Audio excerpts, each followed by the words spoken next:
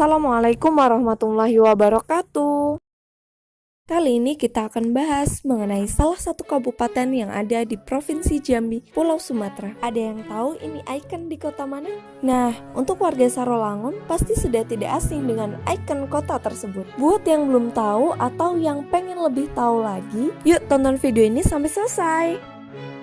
Kabupaten Sarolangun merupakan salah satu kabupaten di Provinsi Jambi, terletak di bagian barat Provinsi Jambi. Dan kali ini kita akan bahas mengenai sejarah panjang dibangunnya ikon kota Sarolangun, yakni Jembatan Betrik. Lokasinya yang sedikit tersembunyi di dekat Jembatan Sarolangun, di balik lapak-lapak pedagang, terdapat sebuah bangunan berlapis semen polos tanpa cat berpagar stainless. Tak banyak yang tahu bahwa tugu tersebut menyimpan cerita kelam tenggelamnya kapal Belanda di Sungai Batang Tembesi. Ophelia adalah nama sebuah kapal penumpang yang melayani perjalanan sungai dari Jambi ke Sarolangun pada masa kolonial. Saat itu satu-satunya alat transportasi dari dan menuju Jambi adalah kapal. Pada tanggal 24 November tahun 1931, rombongan asisten Residen Bangkok, Jurian Blok, dengan menumpang kapal Ophelia berencana pergi ke Jambi. Hujan dari hulu Batang Tembesi membuat debit air sungai meningkat. Cerobong asap Ophelia rupanya tersangkut kabel seling yang lentang perenang di atas sungai Batang Tembesi. Saat itu kabel seling dipakai untuk memandu mobil yang menyeberang melintasi sungai Tembesi tersebut. Kapal pun oleng dan miring, lalu tenggelam ke dalam sungai. Dalam peristiwa tersebut, Jurian Blok dan anaknya berhasil diselamatkan.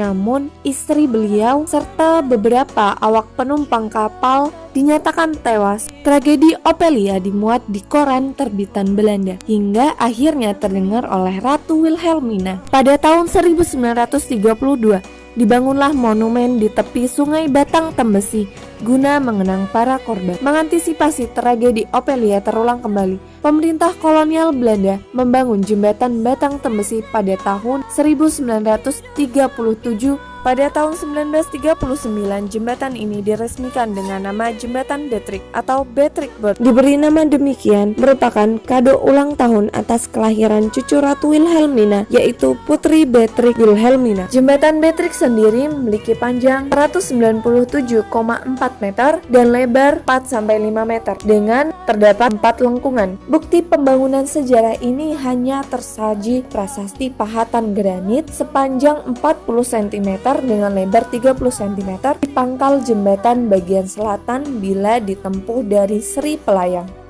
Pada zaman kolonial Belanda, jembatan ini merupakan akses jalan utama untuk transportasi yang menghubungkan wilayah Sumatera, mulai dari Aceh, Sumatera Utara, Sumatera Barat, Jambi, hingga menuju Pulau Jawa. Pada tahun 1973, jembatan Betrik ini mengalami kerusakan di bagian salah satu ujungnya dan tidak bisa digunakan lagi. Sebagai gantinya, pemerintah Indonesia membangun jembatan baru yang terletak di sebelah kanan jembatan Betrik. Jembatan baru ini menghubungkan jalan lintas Sumatera yang melewati Provinsi Jambi. Setelah kurang lebih 27 tahun tak berfungsi, dengan mempertimbangkan nilai sejarahnya serta berpotensi menjadi objek wisata di daerah Sarolangun, maka pemerintah Kabupaten Sarolangun pada tahun 2000 silam memperbaiki bagian jembatan yang rusak tersebut. Setelah melakukan berbagai perbaikan, jembatan ini akhirnya kembali dapat berfungsi. 2. Keunggulan. Pesona jembatan Betrik memiliki daya tarik tersendiri sehingga dapat menarik para wisatawan. Keunggulan yang pertama, agar lebih menarik dan bisa memandang jembatan dari berbagai sisi, pada tahun 2017 lalu dibangunlah taman di sekitar jembatan Betrik yang diberi nama Tepian Cikminah.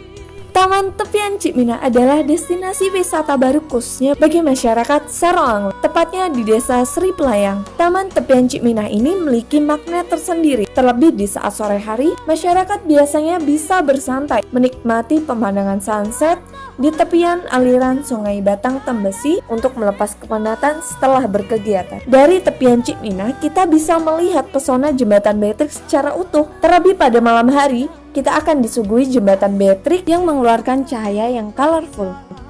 Yang kedua yakni mempunyai fasilitas colorful. Dari kerangka jembatan yang dicat dengan warna-warni yang mengeluarkan cahaya yang colorful yang dapat menarik minat para pengunjung serta taman-taman yang tersedia, menyediakan bangku-bangku taman yang dicat warna-warni pula.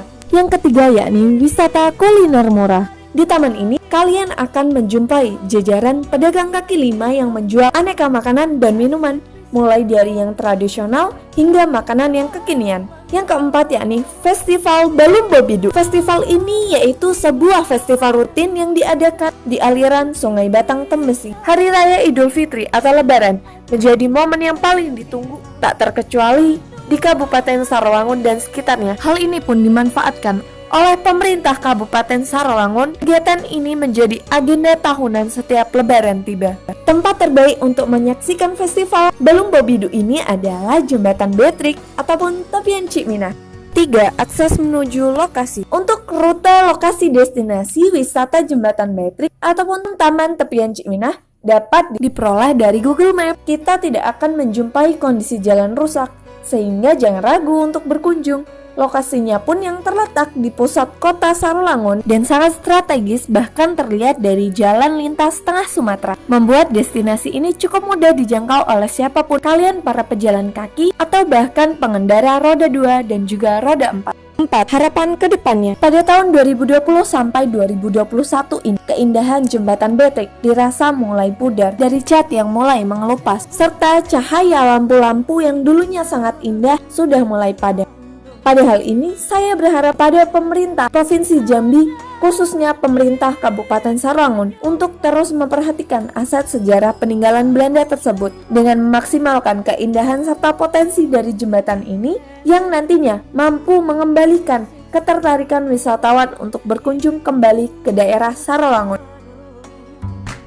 Buat teman-teman yang udah nonton dari awal sampai akhir, terima kasih banyak. Semoga bisa menambah wawasan kita semua ya. Dukung terus channel ini biar aku lebih semangat bikin video lagi. Terima kasih. Wassalamualaikum warahmatullahi wabarakatuh.